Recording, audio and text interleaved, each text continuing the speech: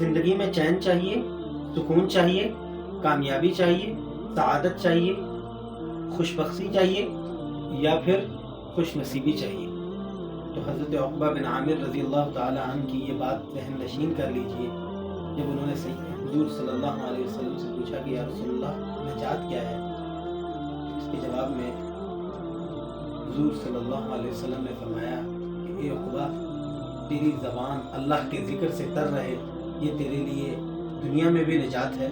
اور آخرت میں بھی نجات ہے۔ اسی طرح کا ایک اور فرمان سیدنا عمر فاروق رضی اللہ تعالیٰ عنہ سے مروی ہے، یقول عمر بن الخطاب لقد كان في الارض امانان من عذاب اللہ۔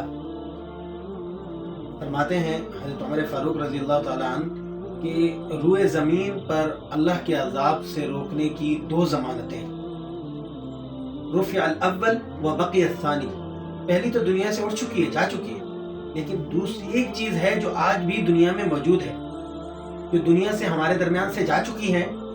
جو اللہ تعالیٰ کے عذاب کو روکنے والی اللہ کی ضمانت تھی، وہ کیا تھی؟ کہ قرآن کریم نے کہا ہے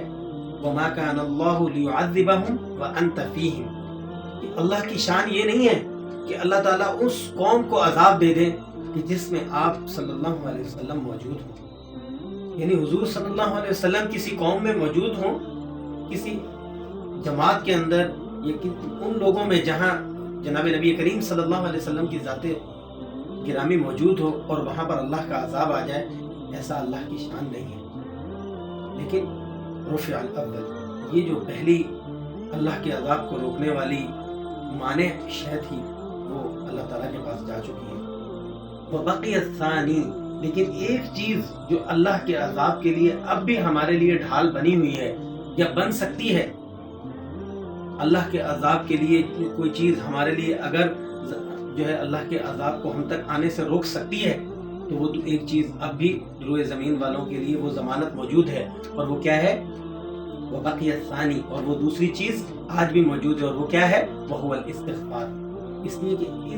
اس استغفار کے بارے میں بھی اللہ تعالیٰ نے قرآن مجید میں فرمایا ہے وَمَا كَانَ اللَّهُ مُعَذِّبَهُمْ وَهُمْ يَسْتَغْفِرُونَ، کہ اللہ تعالیٰ ان لوگوں کو عذاب نہیں دے گا کہ جو استغفار بھی کرتے ہیں۔